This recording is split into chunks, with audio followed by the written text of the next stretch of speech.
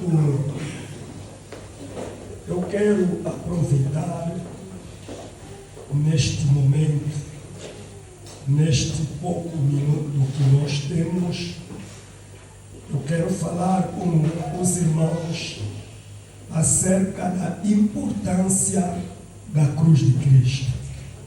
Amém? Amém. Importância da cruz de Cristo. Amém? Amém. Dá licença.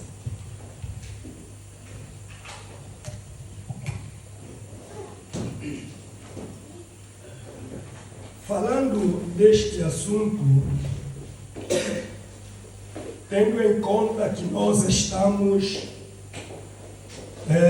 celebrando uma festa que é a Páscoa, antes de eu entrar a falar sobre a cruz de Cristo, eu quero falar um pouco acerca desta festa de Páscoa.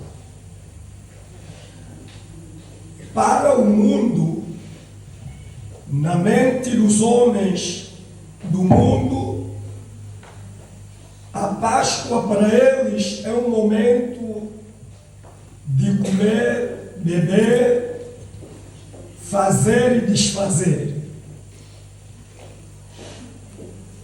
Para nós cristãos, a Páscoa é uma festa muito marcante na nossa vida.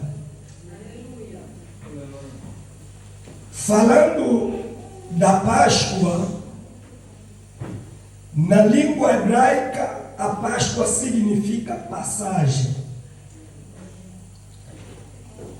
A Páscoa é uma das 3 festas comemorada ou da comemoração do êxodo e libertação dos israelitas. Amém? Amém. Nós podemos encontrar que dentro dessas 3 festas, a primeira festa é a Páscoa, ou por outro lado, é chamado de pães asmo, festa de pães asmo. A segunda festa é a festa de Pentecoste, também chamado de festa das colheitas, porque é naquela festa onde o povo trazia a primícia para se apresentar diante do Senhor. Vem a terceira festa, que é a festa de tabernáculo.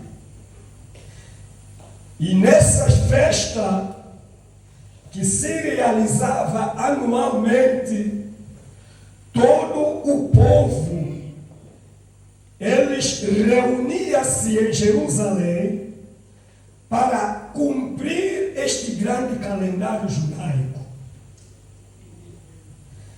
E vamos compreender que essa primeira festa, que é a festa de Páscoa, ela iniciava com uma refeição sacrificial, que consistia em um cordeiro assado, ou um cabrito assado com pães asmos e erva amargosa.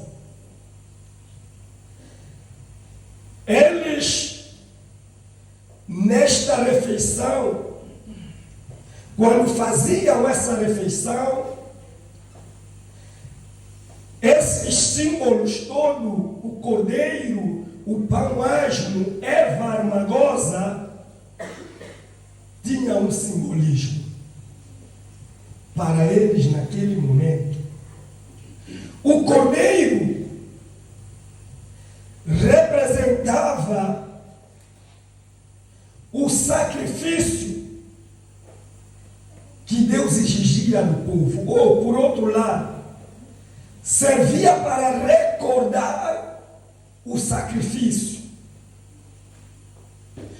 O pão sem fermento, ou pão asmo, simbolizava a pureza.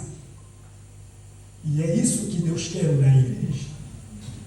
A pureza. Louvado seja o nome do Senhor. Ervas amargas lembrava o povo, fazia o povo lembrar as amargas servidão que tiveram no Egito. Agora, se nós pegarmos a palavra Egito e transmitir para o nosso tempo atual, o Egito significa mundo. Mundo de sofrimento, mundo de angústia, mundo da tribulação. E o povo judeu, o povo de Israel, estiveram lá no Egito, no meio da escravidão, no meio da servidão, sofrendo, passando por situações difíceis, e eles tinham que clamar pelo socorro do Senhor. Agora, para nós, nesse tempo presente, o que significa a Páscoa para a igreja? O que a Páscoa significa para a igreja de hoje? Será que é uma festa como o mundo vê? Uma festa de comer, beber, embriagar-se, fazer o que não deve? Para a igreja atual, a Páscoa é uma festa que vai além da expectativa humana. Louvado seja o nome do Senhor. A Páscoa para nós representa a renovação da nossa vida com Deus. A Páscoa para nós representa a esperança e salvação. A Páscoa também, ela é vista como a confirmação de uma vida ou de divindade de Jesus Cristo para a humanidade. Amém. Muitos, naquele momento, ou no século I, no período em que Jesus estava no mundo, Jesus não era visto como Deus. Jesus não era visto como Senhor. E a Páscoa traz para nós, a igreja, que Jesus, Ele é Deus. Amém. Ele é Senhor dos senhores. E Ele é aquele que deu a sua vida lá na cruz por causa dos nossos pecados. Agora, eu falei que o tema da nossa lição é a importância da cruz de Cristo. Nesse período em que Deus exigiu que o povo fizesse sacrifício de animal, eles matavam o cordeiro, eles não podiam comer o cordeiro cozido, passado pela água, não, tinha que ser assado, com ervas amargosas, com pão sem fermento. E nessa trajetória toda, me faz lembrar quando João olha para Jesus que vinha para ele, ele vai dizer o seguinte: eis o Cordeiro de Deus que tira o pecado do mundo. Logo eu começo a entender que o sacrifício que o povo fazia no passado para a remissão do pecado, esse sacrifício não apagava o pecado, mas sim cobria o pecado. Mas o sacrifício que Jesus fez na cruz do Calvário serviu para a remissão de todos os nossos pecados. Logo, o João tem razão de dizer: eis o Cordeiro de Deus que tira o pecado do mundo. A importância da cruz de Cristo. A cruz é o quê? A cruz, todos nós sabemos, que é um instrumento de duas traves, uma da posição horizontal e outra da posição vertical. Naquele tempo de Jesus, segundo os comentadores, ou segundo os teólogos, eles dizem que havia 3 tipos de cruzes. A primeira cruz é chamada Cruz Santo André. Essa cruz Santo André é espécie de letra X. E naquele momento, quem deveria ser crucificado naquela cruz não era qualquer um, tinha que ser criminoso.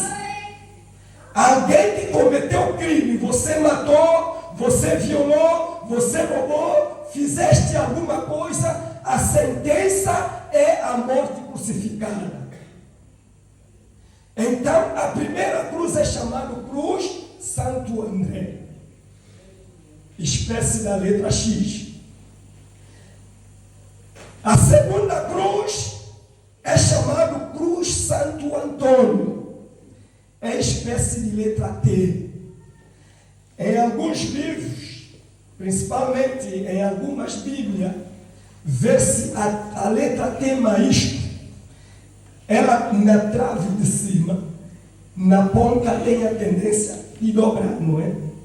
Então, a cruz Santo André era desta forma.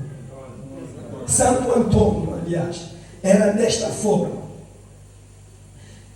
Tanto a cruz Santo André como a cruz Santo Antônio não favorecia a crucificação do nosso Senhor Jesus Cristo, porque não favorecia a mão de Jesus abrir o suficientemente. Mas a terceira cruz é chamada de cruz latino. A cruz latino é chamada de cruz de Cristo.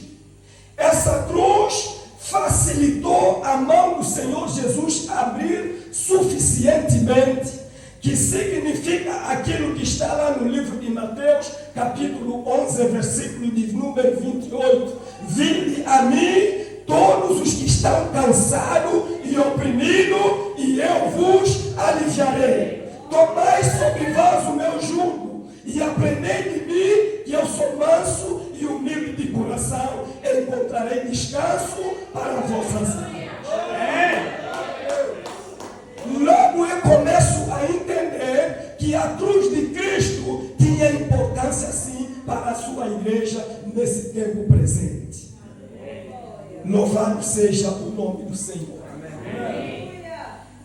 É desta forma, quando Jesus reúne com seus discípulos, ele começa a falar algumas coisas para seus discípulos, e uma das coisas que ele diz aos seus discípulos: aquele que quiser vir após mim, o primeiro passo, nega-se a si mesmo. A segunda coisa, tome a sua cruz. A terceira coisa, siga-me. Jesus fala de 3 passos: negar, tomar a cruz e seguir. Essas 3 coisas são coisas mais difíceis. São coisas difíceis. São decisões que o homem não quer tomar. Muitas das vezes nós estamos na igreja, nós somos cristãos, viemos na igreja, adoramos, pregamos, servimos, mas nós não queremos renunciar a nós mesmos. Isso é perigoso para a nossa jornada, para a nossa caminhada a Canaã celestial. Deus nos chama para mudança de atitude. Logo eu começo a compreender que a Páscoa é a mudança de atitude. Não é uma festa qualquer. A Páscoa é uma festa de mudança de atitude. Renuncia-se a si mesmo e tome a sua cruz e siga. Louvado seja o teu nome. A segunda coisa é tomar a cruz. Tomar a cruz. A cruz é pesada. A cruz não é leve. Há uma planta que eu conheci na minha terra. Eu acredito que o irmão Valério pode conhecer essa planta chamada madeira de azeitona. Lá na área onde você viveu tinha muito essas plantas. Aquela planta, ela não é uma planta muito grande. Ela é estreitinha, mas é muito comprida. É longo. E os seradores, quando vai na mata para cortar aquela madeira, não é uma coisa de qualquer maneira. É uma madeira dura, rija, e muitas das vezes danifica a corrente de motosserra, não é isso? Mas me faz lembrar que antigamente os colonos aproveitavam aquela madeira, material daquela madeira, para construir pontes. Porque aquela madeira tinha uma capacidade tal, ela pode ficar dentro de água anos e anos, não apodrece. Só que aquela madeira, quando você prepara um material, por exemplo, um barote de 20 por 20, uma pessoa só não consegue levar. 2 pessoas também não conseguem, porque é pesado. É pesado. E os católicos naquele tempo usavam aquela madeira para fazer o crucifixo e colocar no pináculo do templo.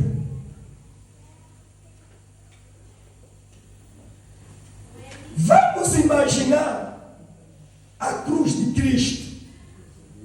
Não foi uma cruz leve. A Bíblia não nos narra que tipo de material específico que foi construído a cruz de Cristo, mas era uma cruz pesada, que ele em si próprio não podia carregar. Mas aqui na leitura que nós fizemos, havia um homem que vinha do campo, que tinha que ajudar a levar a cruz. Este homem é chamado de Cirineu. Jesus está dizendo: pegue a tua cruz e siga. A cruz é pesada, mas ela precisa ser levada. Eu preciso levar a minha cruz. Você precisa levar a tua cruz. Me faz lembrar 2 jovens. Há uma história de 2 jovens. Os 2 iam caminhando, cada um ia levar sua cruz.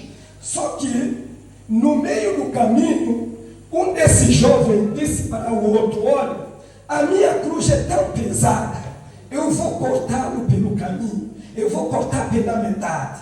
E um disse: não, eu não vou cortar a minha cruz, eu vou levar mesmo assim, ainda que for pesado, eu vou levar mesmo assim. E um disse: não, é muito pesado, eu vou cortar. Pegou numa ferramenta, cortou a sua cruz pela metade, e a cruz ficou um pouco mais leve, e os ambos iam caminhando. Aquele que não cortou a sua cruz chegou em determinado lugar, eles encontraram um rio que precisava atravessar de um lado para outro. Aquele que não cortou a sua cruz chegou ao lado do rio, colocou a sua cruz, atravessou para outro lado, continuou a jornada. E aquele que cortou a sua cruz, quando coloca a cruz, passou, caiu, e ele ficou estagnado. O que podemos aprender com isto? Tem muita gente na igreja estagnado porque cortou a sua cruz. Você precisa levar a tua cruz. Você não pode deixar que a sua cruz seja cortada. Você precisa dela, mas além, porque é a cruz que te dá experiência da vida. Você precisa ter experiência, você precisa ter autoridade, você precisa ter graça de Deus, você precisa precisa ter poder de Deus. Então, se você corta a cruz, você cortou tudo. Aleluia. Pega a sua cruz e siga.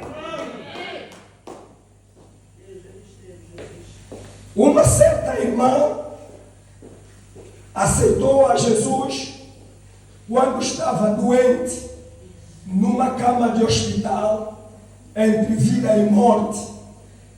Ela vem de uma família tradicional, que uma pequena dor de cabeça, uma pequena febre vão no quimbandeiro.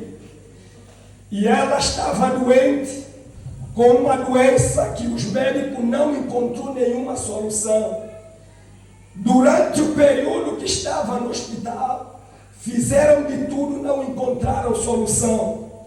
E certa vez, uma irmã crente ia fazendo visita no hospital, encontrou com aquela jovem acamada, chegou até ela e falou de Jesus. E disse para ela: você acredita que Jesus pode te curar? E naquele momento ela creu. A irmã orou para ela, ela ficou curada. E quando saiu do hospital, havia aquele incentivo nela: eu vou para a igreja, eu vou seguir esse Jesus, porque Jesus já tinha batizado ela com o Espírito Santo e com fogo. Aleluia. E então, quando ela toma a decisão de seguir a Jesus, houve uma luta. E eu disse que nós devemos levar a nossa cruz. Houve uma luta tremenda. E a mãe dela, como vem na situação tradicional, a mãe impedia: você, a partir desta data, não vai mais à igreja nenhuma. Nós temos a nossa tradição, temos que cumprir a nossa tradição.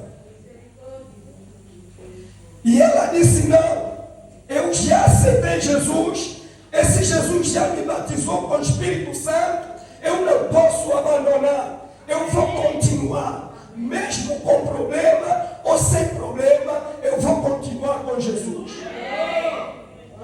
A mãe disse: você daqui não vai sair. A mãe fez uma maneira.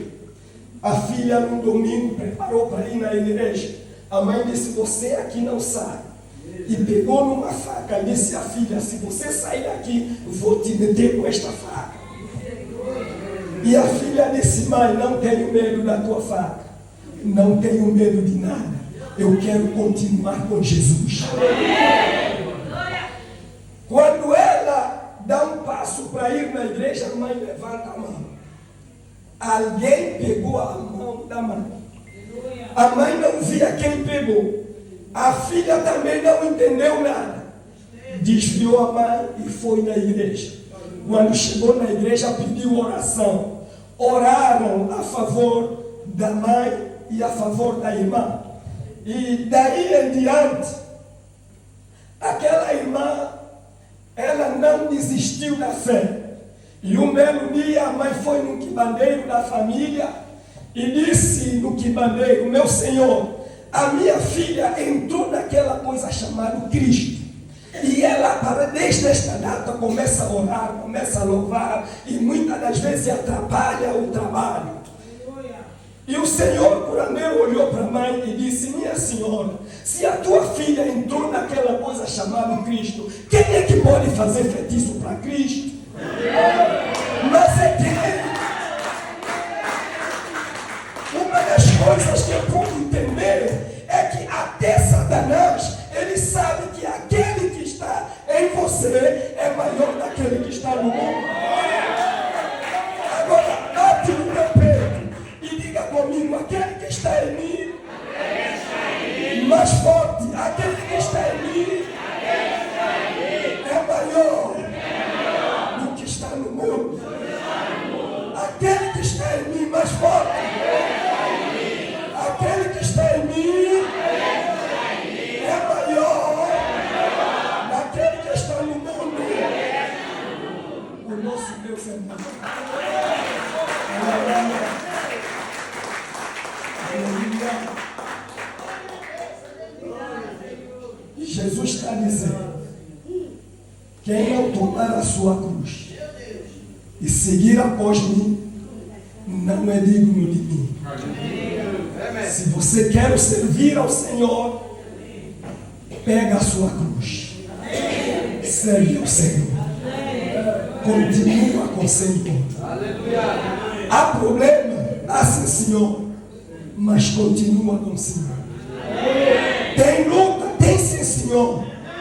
Mas continua com o Senhor. Tem doença? Tem sim, Senhor. Mas continua com o Senhor. Não nega a sua cruz. Não deixa que o mundo atrapalhe a tua jornada. Continua com Jesus. Porque Ele é maior. Ele é todo para nós. Aleluia. Depois dele dizer, pega a sua cruz, a terceira coisa que ele vai dizer, segue. E seguir a Jesus é mais difícil de carregar a cruz. Ao longo do caminho, você pode tropeçar em alguma coisa e cair. Logo, torna difícil a jornada. E nós precisamos da graça.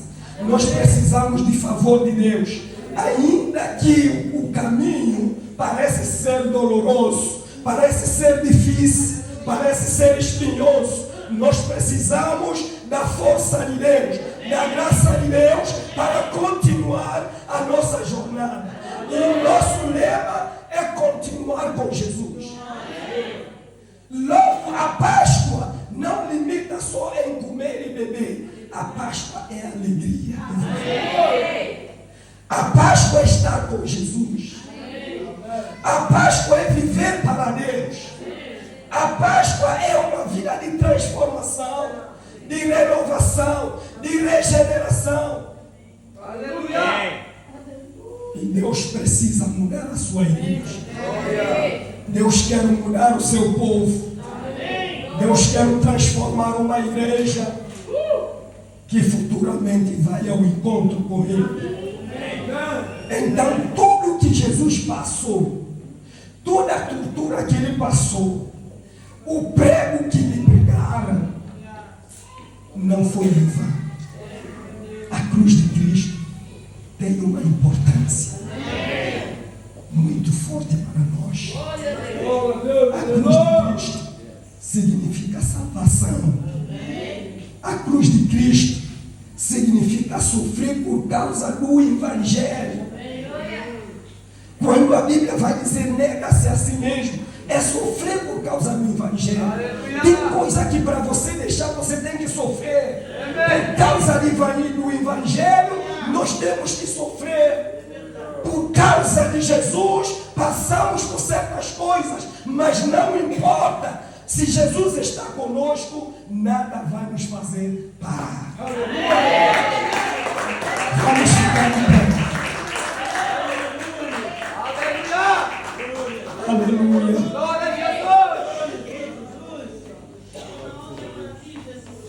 Eu me lembro ontem, na nossa jornada, eu falei algumas palavras aqui. Eu disse, uma das coisas que eu disse, nesta jornada que nós passamos, não aceita regressar para a tua casa da mesma forma que você veio.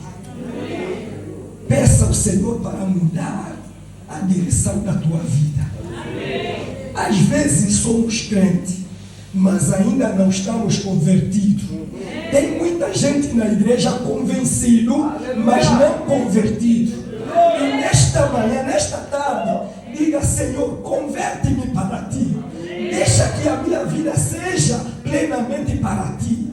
Este é o nosso desejo. Se queremos seguir a Jesus, deixa que Ele mude a nossa vida por completo. Diga: Senhor, transforma a minha alma, transforma o meu ser.